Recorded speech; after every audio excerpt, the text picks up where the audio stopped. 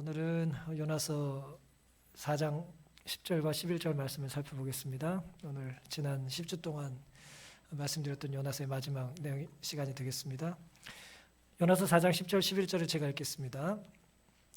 여호와께서 가라사대 내가 수고도 아니하였고 배양도 아니하였고 하룻밤에 났다가 하룻밤에 망한 이 넉쿨을 내가 아꼈거든. 하물며 이 큰 성읍 니느웨에는 좌우를 분변치 못하는 자가 12만여 명이요 육축도 많이 있나니 내가 아끼는 것이 어찌 합당치 아니하냐. 요나서는 여러 면에서 특이한 성경인데요. 여러 특이한 내용 중에 하나가 뭐냐면 마지막이 질문으로 끝나는 것이다라는 것입니다. 성경의 마지막이 질문으로 끝나요. 내가 아끼는 것이 어찌 합당치 아니하냐라는 질문으로 끝나는 것입니다. 하나님께서 질문하셨어요. 누구에게 하신 거예요? 요나에게 질문을 하셨어요. 그런데 이 질문이 하나님께서 요나에게 하셨던 질문인데 이 질문에는 뭐가 있어야 됩니까?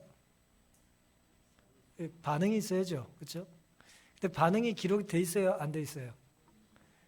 요나가 어떻게 반응했는지를 요나는 침묵해요. 내가 이 성을 아끼는 게 합당하지 않냐? 라고 질문했더니 요나가 어떤 대답을 했는지를 기록하지 않았어요. 어떤 대답을 했는지 기록하지 않았으니 우리는 이제 추정을 해야죠. 요나는 뭐라고 대답을 했을까요? 요나는 어떻게 대답했겠어요? 이전 같았으면 어떻게 대답했겠어요? 죽어도 내가 말한 게 맞습니다. 그렇게 말했을지 모르겠어요. 그런데 보세요. 요나서는 요나의 고백이죠. 자기 기록이잖아요. 자기 고백을 한 것이잖아요. 어거스틴만 고백록 쓴 게 아니에요. 요나가 이제 자기의 삶을 고백한 것이잖아요. 고백은 누가 합니까? 고백은 나 잘났다는 사람이 고백을 하는 거예요? 아니면 나는 부끄러운 삶을 살았다는 사람이 고백을 하는 거예요? 고백록이라고 하는 것은 이제 자신의 회심을 기록하는 것이니까 내가 얼마나 부끄러운 죄인이었는지, 얼마나 큰 실수를 했는 사람인지, 하나님으로부터 내가 얼마나 멀리 떨어졌었던 사람인지를 잔잔히 고백한다는 얘기는 뭐예요? 지금은 내가 하나님의 자녀로 살고 있다라고 하는 기쁨을 토로 고백하는 것입니다. 왜 그럴까요? 이 부끄러운 이야기를 왜 기록했을까요? 자신의 부끄러운 삶을 고백함으로 누군가 비슷한 삶을 사는 사람들에게 뭐 하기 위한 거예요? 도움을 주고 경각심을 주고 위로가 되어주길 원하기 때문이죠.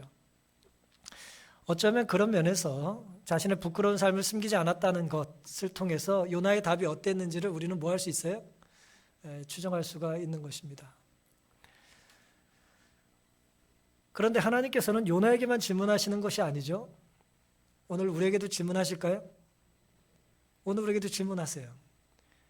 애들에게만 질문하는 게 아니에요. 어른에게도 질문합니다. 아픈 사람들에게만 질문하는 게 아니에요. 건강한 사람들에게도 질문이 필요합니다. 하나님은 질문하시면서 우리와 교제하기를 원하세요. 우리를 찾아오실 때 질문하시고 내가 가도 되겠니? 질문하시고 우리를 도와주시려고 질문하세요. 내가 도와줘도 되겠니? 질문하십니다. 우리에게 갈 길을 알려주시며 질문하세요. 나는 이 길이 옳은 것 같은데 이 길로 가지 않겠니? 질문하십니다.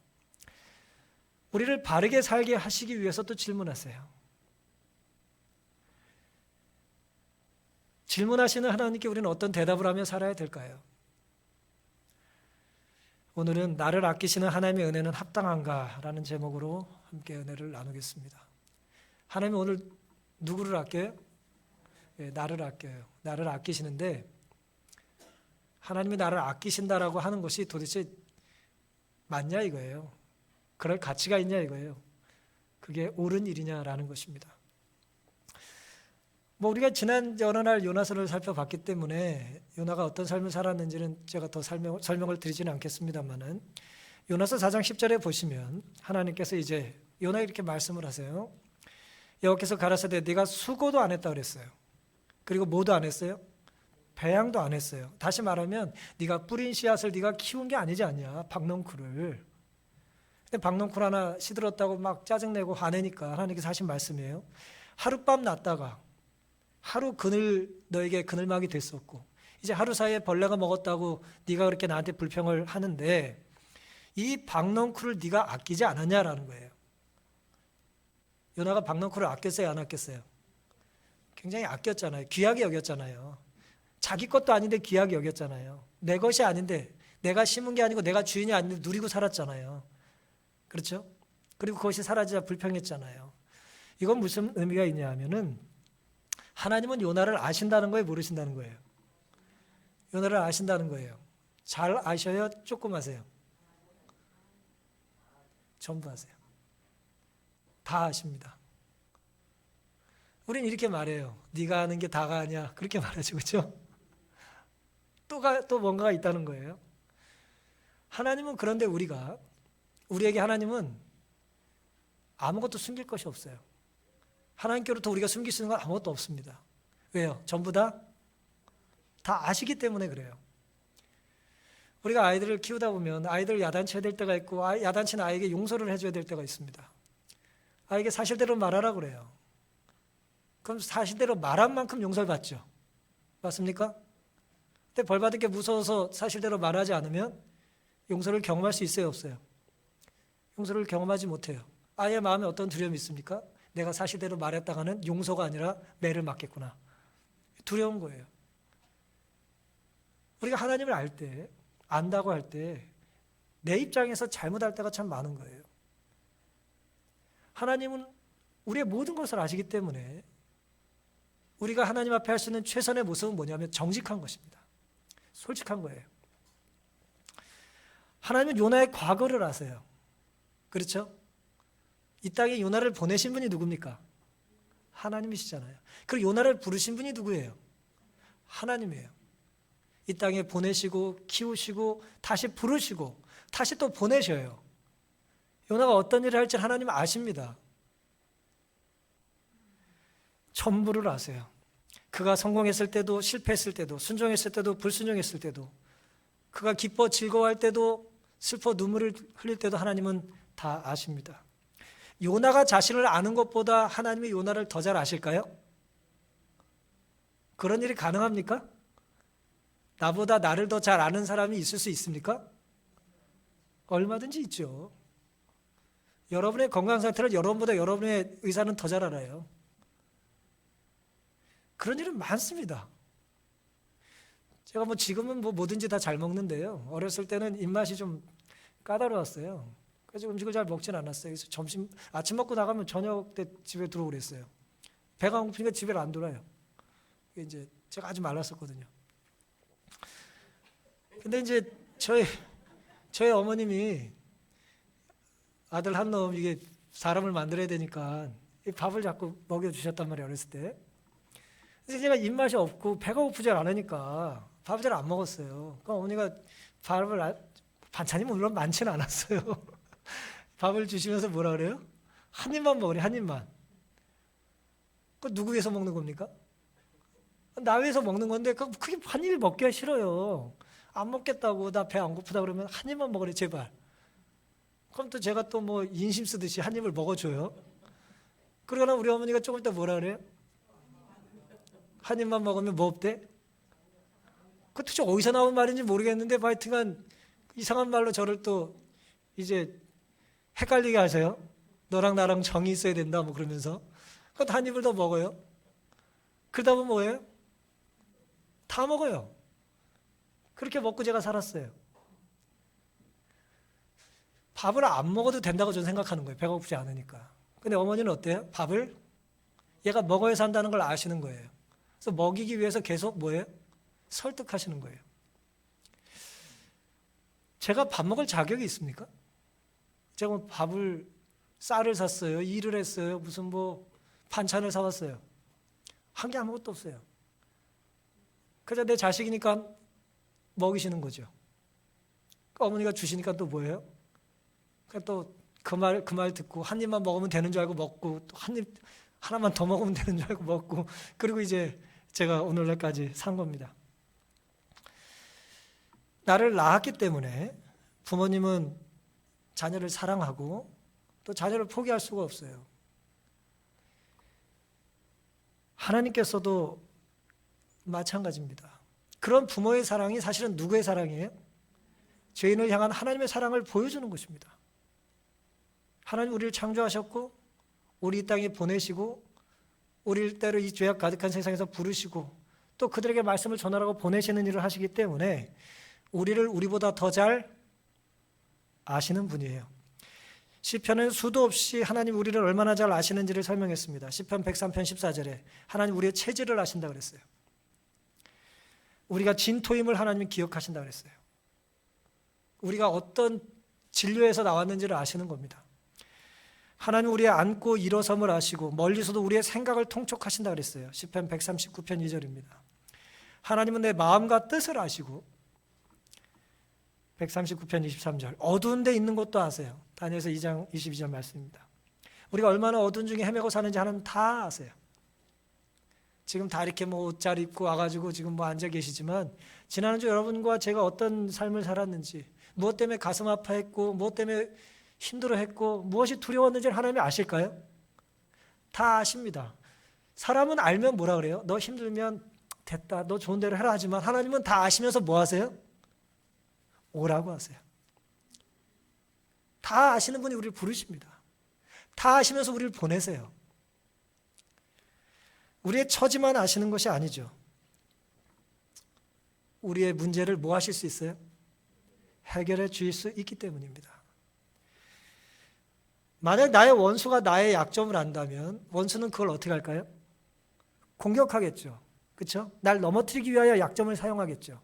하지만 하나님이 나의 약점을 아신다면 날 어떻게 하실까요?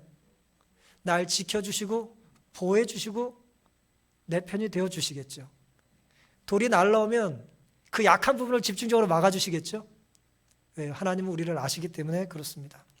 시편 118편 6절에 시편 기자는 여호와는 내 편이시라 내가 두려움이 없다고 고백합니다. 하나님이 내 편이면 우리가 두려워할 게 있을까요? 두려워할 필요가 없는 것입니다. 하나님이 내 편인데요. 예. 어렸을 때 동네에서 싸움 제일 잘하는 형이랑 친하면 으쓱하잖아요. 온 우주의 주인이 하나님이에요. 하나님이 오늘 내 편이십니다. 그러니까 두려워할 필요가 없는 거죠. 문제는 하나님이 내 편인 게 아닌 게 아니라 내 편인 것이 문제가 아니라 내가 하나님 편인지가 문제인 거예요. 내가 하나님의 편에 속해 있느냐. 나보다 나를 더 잘 아시는 하나님이 계시다는 것이 우리가 얼마나 큰 은혜인지 감사하며 사시기를 간절히 바랍니다. 근데 우리가 이제 신앙생활을 하다 보면 하나님이 한 사람은 알 수 있다고 생각할 때가 있어요. 나를 하나님을 아신다는 걸 의심하지 않아요. 또 한 객체를 아신다는 것에 대하여 우리가 흔쾌히 동의합니다. 문제는 뭐냐? 11절에 하물며 이 큰 성읍 니느웨에는 좌우를 분변치 못하는 자가 12만여 명이요 육축도 많다는 말씀이 있어요. 우리가 하나님의 전지하심에 대하여 그 전지하심을 구체적으로 나 하나를 잘 아는 것은 인정을 해요. 그런데 하나님이 집단, 전체 혹은 온 인류와 온 국가를 혹은 온 우주를 다 아신다라고 말하는 것에 대하여는 때로 감이 떨어질 때가 있어요. 하나님이 나를 아시는 것만큼 오늘 이 나라의 문제를 아실까요? 하나님이 장이동의 문제를 아시는 것만큼 미국의 뉴욕주의 문제를 아실까요? 거긴 영어 쓰니까 잘 모르시나요? 하나님은 아무리 많은 부자들이 무슨 은밀한 비밀을 갖고 사시든 아무리 가난하고 어려운 사람들이 정말 양말 한 짝 없이 사시든 그 문제를 다 아십니다. 개인의 문제를 아시고 집단의 문제를 아세요. 오늘 가정이 안고 있는 문제를 나의 문제로만 국한하실 필요가 없습니다. 문제가 있는 사람들의 집단의 문제, 그것을 하나님은 다 아셔요. 숫자가 많으면 세상은 감당을 못하죠. 하지만 하나님께는 감당 못하는 숫자가 있어요, 없어요? 없습니다. 가끔 우리가 손님을 초대할 때 몇 명이 올지를 알길 원하죠. 왜 그래요? 감당이 안 되니까. 모르면 감당을 못 하잖아요. 그렇죠? 몇 분 오시는지 알고 싶은 거예요.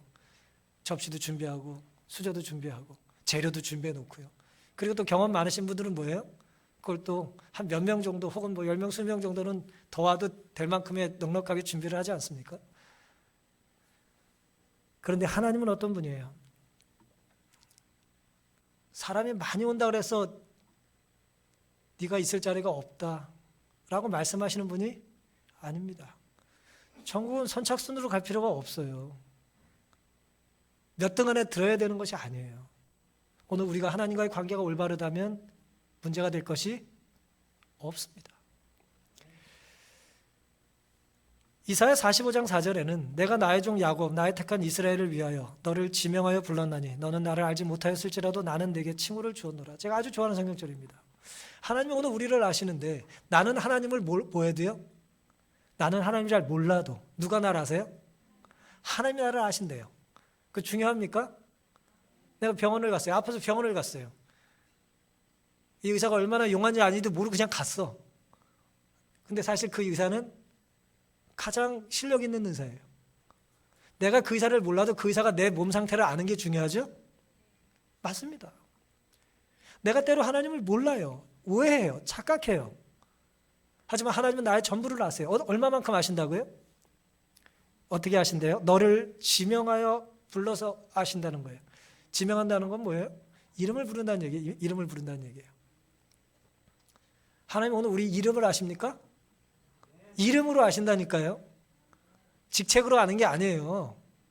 예? 그 이름은 모르겠고 그 백목사 그렇게 아는 게 아니에요. 예? 제 이름을 부르시며 아시는 거예요. 가장 친밀한 사람들만 부를 수 있는 이름이죠. 그러니 아무리 많은 사람들이 있어도 하나님은 개개인을 아시는 거예요. 99마리 양, 100마리 양 중에 한 마리가 잃어버렸어요. 하나님이 그 한 마리를 찾을 때 그 양의 뭘 부르며 찾는 거예요? 양의 이름을 부르는 거예요. 이 한 놈은 어디 있어? 어떻게 생긴 거야? 그렇게 찾으시는 게 아니에요. 그 이름을 부르시고 그 얼굴을 회상하시면서 찾아오시는 것입니다. 제가 설교 중에 사랑하는 성도 여러분이라고 이제 보통 말을 하죠. 성도, 거룩한 무리. 그러니까 여러분을 통칭하는 것이잖아요. 하나님은 우리 그렇게만 부르시질 않아요. 오늘 몇 명 왔냐? 숫자로만 인식하는 게 아니에요. 오늘 누가 왔냐를 아시는 겁니다. 학교가 이제 지금 개학을 안 하고 있습니다. 온라인 수업을 하고 있는데요. 학생이 예를 들어 한 1000명 모이는 학교가 있다고 칩시다. 1000명 왔습니다. 그럼 예를 들어 복을 받겠죠. 근데 1000명이 왔던 10,000명이 왔던 내 아이가 안 가면 학교 아무도 안 간 거예요. 안 그렇습니까? 그게 우리의 사랑이에요. 그게 사랑의 한계입니다. 우리 아이가 아프면 모두가 아픈 거예요. 우리 어머니가 울면 세상이 다 어두운 것입니다. 아버지가 실직하면 하늘이 무너지는 거예요. 통계로 존재하는 게 아니라 나에게 있어서 특별한 관계가 의미가 있는 것이죠. 하나님은 그렇게 우리를 찾으시고 그렇게 우리를 부르시고 그렇게 우리를 위로하십니다. 많이 힘들지? 남들도 힘들어. 그게 아니에요. 많이 힘들지? 내가 안다. 그렇게 말씀하시는 것입니다. 사랑하는 성도 여러분, 하나님이 개인의 문제를 아시는 것처럼 온 민족과 온 도성의 문제를 다 아세요.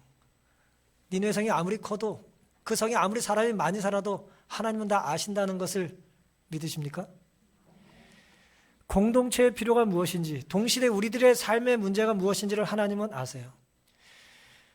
세상은 아무리 부유한 국가라 할지라도 온 국민의 필요를 일일이 다 채워줄 수 있을까요? 불가능합니다. 그렇게 채워줄 만한 돈이 없어요. 일단 아무리 부유한 나라도 모두의 필요를 다 채워줄 수는 없습니다. 하지만 하나님은 온 인류의 필요를 필요할 때 적절하게 넉넉하게 공급해 주실 수 있으신가요? 우리가 믿는 하나님은 그런 분입니다. 당시 니느웨는 아수르의 가장 강력한 나라의 부유한 도시였지만 그들에게 결핍된 것이 하나님 보시기에는 있었습니다. 니느웨 성벽이 얇고 사람들이 물질적으로 부족한 것이 그들의 문제가 아니었어요. 하나님 보시기에 그들의 문제는 뭐예요? 뭐라고 성경이 기록합니까? 11절에 좌우를 뭐하지 못해요? 분변치 못하는 자가 12만여 명이다 그랬어요. 좌우를 분별하지 못하는 게 뭘까요? 어느 게 오른쪽인지 어느 게 왼쪽인지 누가 분별을 못합니까? 저는 지금도 좀 모자란 게 많습니다만 어렸을 때 신발을 좌우를 헷갈려서 신었어요. 신발이 이렇게 안쪽으로 이렇게 돼야 신는 거잖아요.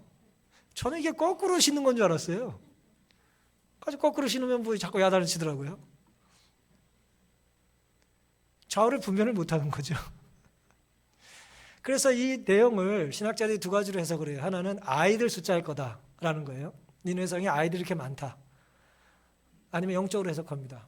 영적으로 무엇이 옳은지 그른지를 분별을 못하는 사람을 통칭하는 것이다 라고 말합니다.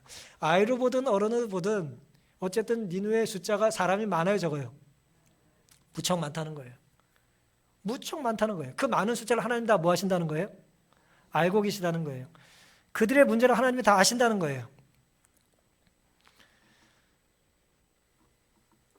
그들이 아이를 말하는 건지 어른을 말하는 건지를 명확하지는 않지만 이 본문이 분명한 건 뭐예요? 그들에게 뭐가 있다는 거예요? 영적으로 문제가 있다는 것입니다. 말씀드린 것처럼 죄는 개인만 짓는 게 아니에요. 그렇죠? 여러분, 교회가 죄인들이 모인 것이 교회입니까? 죄인이라고 하는 인식을 가지고 하나님이 필요해서 하나님께 감사하며 사는 사람이 모이는 게 죄인인가? 교회인가요? 내가 죄인이라는 걸 인정하지 않으면 교회가 아니에요. 내가 죄인이라는 걸 인정하고 하나님께 감사하는 마음으로 모이는 곳이 교회죠. 개인 죄인이 모이는 곳이 교회라면 그 개인들이 모여있고 여럿이 모여있다면 당연히 교회 안에는 연약한 죄의 모습이 있을까요? 없을까요? 뭐 있다는 게 당연하다기보다는 있을 수밖에 없겠죠. 그렇죠? 그래서 거룩한 교회를 꿈꾸려면 어떻게 하면 되냐 하면 시원찮은 사람 잘라내면 돼요. 시험 봐가지고 선착순 결사대 몇 명 뽑으면 된다니까요. 물론 거기도 우열이 있겠죠. 그건 하나님이 원하시는 교회가 아니에요. 제가 말씀드리고 싶은 요지는 뭐냐면은 개인이 죄인이라면 죄인들이 모여있는 집단은 당연히 죄된 생각을 하지 않을까요? 하는 거예요. 여러분, 전쟁은 어떤 한 사람, 어떤 특별한 사건 때문에 초래되기도 하지만 그 전쟁이 방조되고 묵인되는 이유는 수많은 그 국민들의 뭐가 있어요? 동조가 있는 거예요. 용인하고 묵인하고 동참하는 거예요. 개인만 죄를 짓는 게 아닙니다. 단체도 죄를 짓습니까? 집단이 죄를 짓나요? 동의하고 싶지 않으신 것 같지만 죄를 집니다. 엄청난 죄를 져요. 좌우를 분별 못하는 집단이 있는 것입니다. 더더욱 큰 집단일수록 그래요. 인류의 역사는 어쩌면 전쟁의 역사인데요. 개인 간이나 국가 간이나 그들은 싸우는 것입니다. 내 이익과 반대되면 공격의 대상이고 공생할 대상이라고 생각하지 않아요. 내게 유리하면 옳은 것이고 내 편은 공정하다고 믿는 것이죠. 개인이 그릇될 가능성이 많다면 당연히 그런 인간들의 총합은 그릇될 가능성이 많은 것이죠. 하나님이 나를 아신다면 내가 속해 있는 공동체의 문제도 아실까요? 내 문제를 가지고 하나님께 찾아가야 된다면 우리의 문제를 가지고 우리가 하나님을 찾아가야 될까요? 우리 가정의 문제를, 이 교회의 문제를, 혹은 이 나라의 문제를 우리는 누구에게 가져가야 합니까? 하나님께 가져가야 합니다. 왜냐하면 하나님은 우리가 문제가 있다는 걸 진단하시고 그것의 해결책이 무엇인지를 우리에게 주실 수 있기 때문입니다. 그러니 오늘 우리가 개인적으로도 기도해야 하지만 함께 기도해야 된다는 것을 결코 무시하거나 경시하지 않게 되시기를 간절히 바랍니다. 가족이 함께 기도드리는 건 매우 중요한 일입니다. 교회가 함께 기도드리는 건 매우 중요한 일입니다. 그리고 온 나라가 할 수만 있다면 함께 기도드리는 것은 매우 귀한 일이에요. 이 나라가 정말 하나님 보시기에 아름다운 거룩한 기도하는 그런 나라가 될 수 있기를 또 우리 꿈꾸고 우리도 먼저 그런 일에 동참하고 시작할 수 있게 되기를 간절히 바랍니다. 이제 오늘 본문이 우리에게 주는 이 은혜에 대한 마지막 교훈은요, 11절 맨 뒤에 오늘 제가 제목으로 드린 말씀과 같습니다. 니느웨는 좌우를 분별치 못하는 시분한 여명과 육축도 많은데 내가 아끼는 것이 어찌 합당치 아니하냐 라는 질문을 하셨어요. 요나가 박넝쿨을 아끼듯이, 아니요, 요나가 박넝쿨을 아꼈다면 하나님이 니느웨의 그 수많은 사람들과 짐승들을 아끼는 것은 합리적인가요? 옳은 일인가요? 아껴도 되는 것입니까? 그런데 요나 보기에 니느웨 사람들은 죄인들이었죠. 그렇죠? 죄인들이 가득했어요. 그 많은 죄인들을 하나님께서 벌을 주시면 좋겠는데 이제 벌을 주지 않으신단 말이에요. 그때 하나님께서 하셨던 말씀이 내가 그들을 아끼는 것은 합당하지 않냐? 라고 이제 요나에게 되물으셨던 것입니다. 죄인을 아끼는 것, 그게 뭘까요? 그게 은혜입니다. 그게 사랑이에요. 하나님이 죄인을 사랑하세요. 죄를 사랑하시는 게 아니고 누구를 사랑하세요? 죄인을 사랑하세요. 근데 죄인들은 죄인은 미워하고 죄는 좋아해요. 이게 이제 연약한 죄인의 특징입니다. 죄는 탐닉하면서 죄인들은 미워하고 하나님은 죄인을 너무 사랑하시고 긍휼히 여기시면서 그 죄인을 망가뜨리는 죄를 하나님은 싫어하십니다. 하나님은 성별, 민족, 국가, 종교, 신분이 어떠하든 동일하게 은혜가 필요하다는 걸 아세요. 모두에게 은혜가 필요합니까? 여러분 은혜 필요 없는 사람 있습니까? 나는 요즘은 은혜 필요 없어. 오래됐어 나는. 그런 분 계세요? 은혜 필요 없습니까? 마스크만 있으면 돼요? 우리 은혜가 필요해요. 정말 은혜가 필요합니다. 성경에는 은혜의 이야기로 가득해요. 특별히 오늘 마태복음 18장의 말씀 잠시 생각해 보겠습니다. 마태복음 18장에 보시면 용서에 대한 이야기를 베드로가 하면서 예수님께 이제 질문을 해요. 이게 잘못된 질문은 하나님을 시험하죠. 몇 번이나 용서해 주면 될까요? 전 한 7번 하면 된다고 생각하는데. 그러면서 예수님께 이제 질문을 했어요. 그때 예수님께서 뭐라고 하셨습니까? 7번이라고 세지 말고 70번씩 7번이라도 용서해 줘야 되지 않겠냐라고 말씀하세요. 490번도 족한 것이 아니다. 뭐 그렇게 말씀하시는 거예요. 이 말씀은 용서해 줄 때 뭐 하지 말라는 거예요? 세지 말라는 거예요. 센다는 거의 유혹은 뭐예요?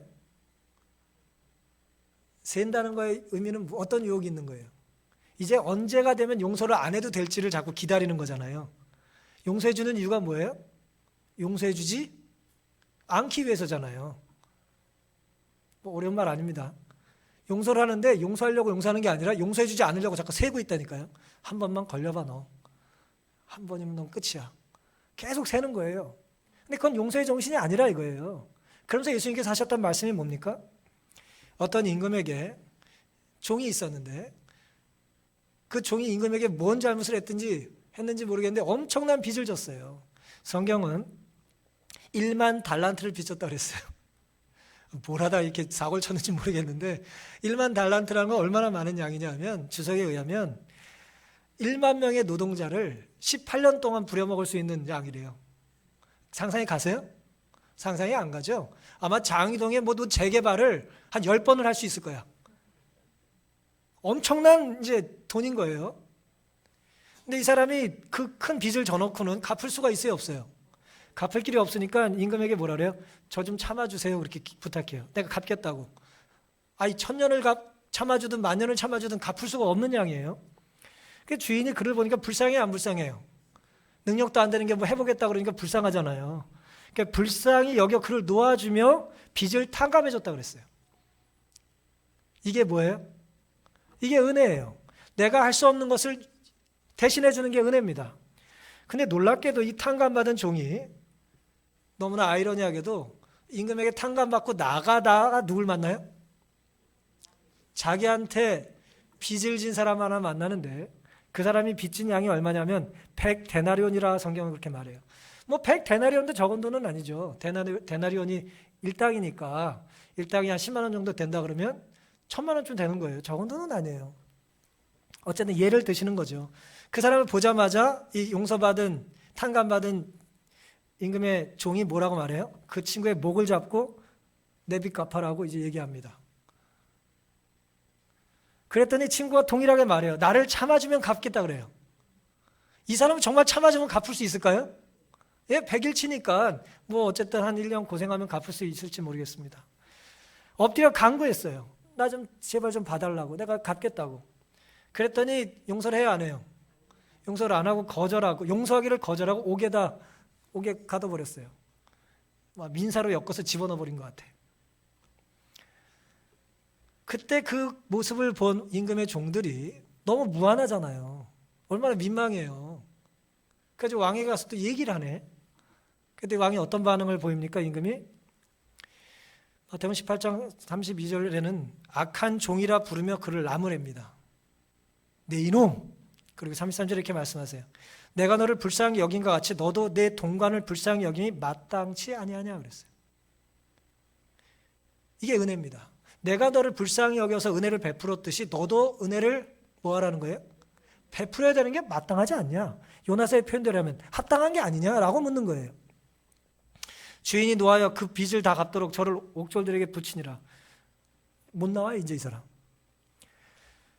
주인은 내가 너를 불쌍히 여김처럼 너도 내 동관을 불쌍히 여기는 것이 마땅하다고 하셨어요. 하지만 이기적인 인간은 주인이 베풀어준 자기가 받은 용서는 당연하다고 느끼면서 남에게 필요한 내가 베풀어야 될 용서에는 아주 엄격했습니다. 인색했어요. 악한 종의 문제가 뭐죠? 은혜를 뭐 하기만 한 거예요? 받기만 하고 뭐 하지 않은 거예요? 나누질 않은 거예요. 이스라엘 가면 이제 사해라고 하는 이제 소금 바다가 있습니다. 거기는 이제 말 그대로 죽은 바다예요. 왜 죽은 바다예요? 예, 받기만 해요. 받기만 해요. 거기는 아무리 덩치가 크고 무거운 사람도 다 둥둥 떠요. 예, 너무 염도가 높아가지고 둥둥 뜹니다. 받기만 하지 않으면 죽은 바다가 되는 거예요. 생명체가 살 수 있어요, 없어요? 살 수가 없는 것입니다. 우리는 기억해야 될 것은 쉽게 잊어버리고 잊어야 되는 건 잊질 않아요. 내가 받은 은혜를 기억해야 되는데 그것은 잊어버리고 내가 베풀어야 될 또 내가 했던 작은 선행은 별것도 아닌 건데 얼마나 잘 기억을 하는지 머리가 얼마나 좋은지 몰라요. 내가 받은 것은 무가치 아주 가볍게 여기고 내가 베푼 은혜는 엄청난 희생인 양 과장하곤 합니다. 은혜를 받았을 때와 은혜를 받기 전과 은혜를 받은 이후의 모습이 변화가 있어요, 없어요? 이 사람은 없었어요. 신분의 변화가 엄청난 빚을 졌다가 이제 자연이 됐음에도 불구하고 은혜를 경험했음에도 불구하고 하나도 변한 것이 없습니다. 하지만 성경은 골로새서 1장 6절에 이 복음이 이미 너희에게 이르매 너희가 듣고 참으로 하나님의 은혜를 깨달은 날부터 너희 중에서와 같이 또한 온 천하에서도 열매를 맺어 자라는도다 그랬어요. 은혜를 온전히 경험한 사람에 대하여 바울은 뭐라 그랬냐면은 참으로 하나님의 은혜를 깨달은 날부터 열매를 맺는 성도들에 대해 칭찬을 합니다. 이런 사람이 있다는 거예요, 없다는 거예요? 이런 사람이 있고 있어야 된다는 거예요. 베드로서 3장 18절에는 오직 우리 주 곧 구주 예수 그리스도의 은혜와 저를 아는 지식에서 뭐 하라고요? 성장하라고, 자라가라고 그랬어요. 우리가 몸은 더 이상 안 커요. 하지만 우리의 뭐는 자랄 수 있어요? 하나님을 알아가는 지혜와 하나님이 우리에게 주신 은혜 안에는 내가 얼마든지 성장할 수 있고 성장해야 되는 것입니다. 하나님을 할 수 없는 것을 우리에게 하라고 하시지 않죠? 은혜 안에서 자라날 수 있다면 은혜 안에서 자라날 수 있는 것이고 자라야 하는 것입니다. 하지만 요나는 하나님께서 주신 은혜를 누렸을 뿐 그때까지 나누는 일에 인색했던 것입니다. 그래서 자라질 않았어요. 은혜를 받았지만 은혜를 나누지 못했다는 것은 그가 은혜 안에서 한 뼘도 자라지 않았다는 것인데 도저히 자라나지 않은 이유는 그가 은혜를 자기가 맛보기만 했고 남에게 그 맛을 전달하지 않았기 때문입니다. 깨달음이라고 표현할 수 있겠죠. 은혜를 경험했어요. 하나님의 은혜로 내가 구원을 받는구나. 하나님을 믿으면 용서를 받는구나. 머리 안에 논리적으로, 교리적으로 깨달음은 있었어요. 하지만 그걸 깨닫고 나서 뭐 하지 않았어요? 순종하고 실천하지 않았기 때문에 실제로 성장하지는 않았어요. 교회를 들어오기 전과 예배드리고 나간 이후에는 모습이 좀 바뀌어야 되는데 1시간 동안의 예배가 아무것도 우리에게 준 것이 없는 거예요. 사랑을 고백하고 떨리는 마음으로 고백을 하고 상대가 그 사랑을 받아줬다면 이제 완전히 다른 모습으로 이 사랑이 완성이 되는 거 아니에요? 그런데도 바뀐 게 하나도 없어요. 그럼 그 사람이 그 사랑을 갈망하지 않았다는 거예요. 그는 은혜를 감사하지 않았다는 것입니다. 은혜가 절실하지 사실은 않았던 거예요. 사탄은 은혜를 왜곡해요. 우리가 예수를 믿으면 구원을 받습니다. 맞습니까? 뭐 그냥 잘 생각하고 대답하세요. 우리는 예수를 믿으면 구원받아요. 맞습니까? 은혜로 구원받습니다. 믿음으로만, 은혜로만 구원받죠. 그게 종교개혁의 루터가 부르짖은 위대한 진리예요. 그런데 사탄은 그걸 왜곡시켜요. 어떻게 왜곡시킵니까? 무슨 죄를 져도 용서를 받으니까 아무 죄나 져도 된다고 말하는 거예요. 어차피 회개하면 용서받으니까 죄를 져도 상관없다는 거예요. 어차피 율법을 지켜서 구원 얻을 사람 없으니까 율법을 지킬 필요가 없다는 거예요. 친절하다고 구원받는 거 아니니까 불친절해도 된다고 헛소리를 하는 거예요. 여러분, 그게 맞는 얘기입니까? 그런 일은 없습니다. 그럴 수는 없어요. 흔히 신학자들이 말하듯이 선행으로 구원받을 사람은 아무도 없지만 선행 없이 구원받을 사람도 아무도 없다고 그랬어요. 하나님의 은혜를 경험하고 나서 그 은혜를 감사하면서 나눠주는 일이 하나도 없이 그가 구원받은 은혜를 감사하는 사람일까요? 그럴 수는 없어요. 그런 건 없습니다. 참으로 은혜를 맛본 사람은 죄를 지을 기회가 또 주어졌음을 감사하지 않고 죄와의 단절을 기뻐할 거예요. 이제 거룩함에 대한 목마름이 시작되는 것입니다. 제임스 패커라고 하는 학자는 이렇게 말을 했어요. 하나님의 은혜의 교리가 도덕적 방종을 조장한다고 생각하는 이들은, 하나님의 은혜는 도덕적으로 방종을 조장한다고 생각하는 사람들이 있어요. 은혜다, 용서다, 은혜다, 사랑이다. 그러니까 마음대로 살아야 되는데 아무거나 먹고 마음대로 남을 때려도 되고 뭐 도둑질해도 되고 뭐 다 용서받을 거다라고 도덕적 방종을 조장한다고 생각하는 사람들은 더없이 문자적 의미에서 자신들이 무슨 말을 하는지 모른다는 것을 드러낼 따름이다. 사랑은 그 반응으로 사랑을 깨우고 그렇게 깨어난 사랑은 상대에게 기쁨을 주려고 하기 때문이다. 말이 좀 어려운데 정리하면 이렇습니다. 내가 온전한 은혜를 경험하면 내가 지은 죄로부터 용서받은 사람은 또 죄져도 용서받는 걸 알고 또 죄를 짓는 삶을 좋아하지 않고 뭐예요? 날 용서해 주신 분이 내가 어떻게 살길 원해요? 바르게 거룩하게 살길 원한다는 것을 알고 그분이 기뻐하시는 일을 나도 사랑하게 된다는 거예요. 우리가 율법을 지켜서 구원받는 건 아니지만 우리가 흔히 말하듯이 하나님이 베푸신 은혜와 구원이 감사하여 우리는 하나님의 뜻대로 뭐 하는 거예요? 율법을 지키려고 하는 것입니다. 하나님의 뜻을 알게 됐는데 그걸 안 지킵니까? 하나님의 뜻을 알면서도 그걸 무시합니까? 알면서도 지키려고 하다가도 우리가 지키지 못할 때 회개하고 용서받고 다시 지키려고 노력하는 것과 그걸 지킬 필요가 없다고 말하는 건 전혀 다른 문제예요. 사탄은 은혜를 왜곡해요.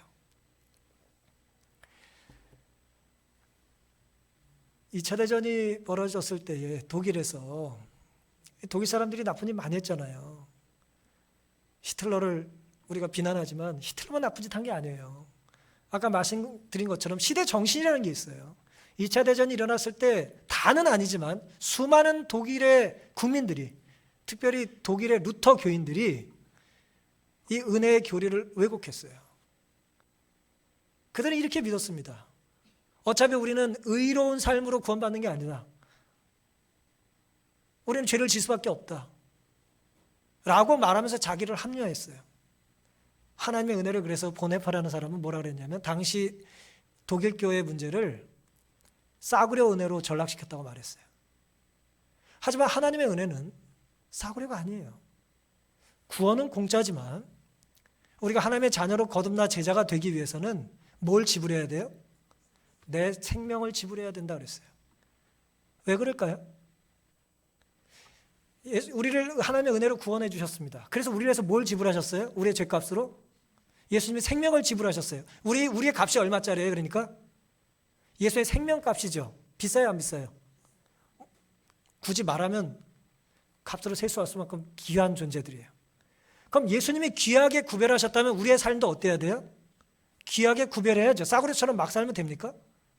아니죠. 근데 구원이 거절하고 공짜라고 무가치하게 사는 거예요. 죄를 져도 된다고 생각하는 거예요.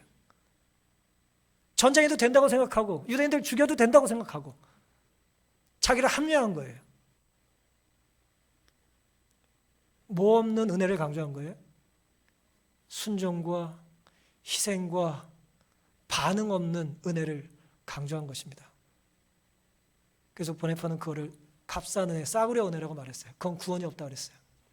다시 말하면 그건 구원받은 사람의 삶의 태도가 될 수 없다는 거예요. 우리가 예수를 믿고 구원을 받습니다. 은혜로 구원을 받습니다. 그리고 우리가 예수님의 은혜로 구원을 받아 예수님을 따라 사는 데는 비싼 게 요구돼요. 예수님의 뜻대로 살아야 된다는 게 비싸요. 때로 내 생명이 지불돼야 될지도 몰라요. 보네파는 결국 순교합니다. 그런데 내 생명을 주님 위해서 드렸어요. 비싸죠? 하지만 그것이 비싸기만 한 것이 아니에요. 왜요? 예수님이 날 위해서 돌아가셨다는 걸 생각하면 그것은 뭐예요? 내 생명을 드림으로 주님이 나에게 생명을 영원히 주셨으니 그것은 은혜죠. 손해가 아니에요. 잘못 산 게 아닙니다. 오늘 좀 말씀이 좀 장황스러웠는데 정리를 좀 해야겠습니다. 사랑하는 성도 여러분, 요나에게 하나님께서 마지막 말씀을 질문으로 하셨고 요나는 침묵하며 자신의 이야기를 더 이상 하지 않아요. 오늘 우리에게 이제 질문합니다. 하나님께서 내가 너희를 아낀 것이 합당하지 않느냐라고 질문하실 때에 오늘 우리의 삶의 모습은 하나님이 나를 구원하시고 나에게 은혜를 베푸시고 나에게 이 교회를 맡기시고 나에게 우리의 가정과 이 사회를 맡기신 것이 합당한지를 뭐 할 수 있어야 돼요? 보여줄 수 있어야 되는 것입니다. 우리의 삶으로, 우리의 순종으로, 우리의 율법을 높임으로, 진리를 고소함으로, 누가 뭐라고 해도 값싼 은혜를 얘기하며 무슨 죄를 져도 용서받는다는 엉뚱한 소리 하지 말고 내가 받은 용서가 얼마나 귀한지, 내가 받은 구원이 얼마나 귀한 것인지를 깨닫고 나에게 영원한 생명을 약속하신 것을 기억하고 나의 작은 희생에 대하여 손해나지 않으려고 계산하는 그런 병든 생각을 버려야 되는 것입니다. 안식일을 지켜 구원받는 거 아니죠. 하지만 하나님 우리 구원해 주셨다면 안식일을 거룩히 지키라는 말씀을 우리가 의도적으로 무시하는 건 바람직한 태도가 될 수가 없는 것입니다. 혼자서도 얼마든지 예배 드릴 수 있습니다만은 함께 모여 예배 드려야 되는 이 예배 정신을 생각한다면 우리는 같이 예배 드리지 못하는 지난 몇 주에 대하여 가슴 아파하고 눈물을 흘리고 애통해야 되는 거예요. 이건 가벼운 문제가 아닌 것입니다. 곧 어려움이 해결되기를 바라고 오늘 우리 안에 회복해야 될 게 무엇인지 기억하고 나를 합리화하는 어리석은 생각을 버리고 하나님께서 정말 나에게 원하시는 생명을 주신 예수님께서 우리에게 기대하시는 우리가 걸어가야 될 제자의 삶이 어떤 삶인지를 우리가 기억하고 우리가 주님을 위해서 무엇을 하든 그것은 결코 손해가 아니라는 걸 기억하시고 주님 오시는 그날 주님의 결정, 나를 아끼시고 이 교회를 아끼시고 이 민족을 아끼신 주님의 선택이 그 모습이 옳은 결정이었음을 우리가 보여드릴 수 있는 그런 다짐과 고백이 우리에게 있게 되기를 바라면서 오늘 말씀을 마치겠습니다.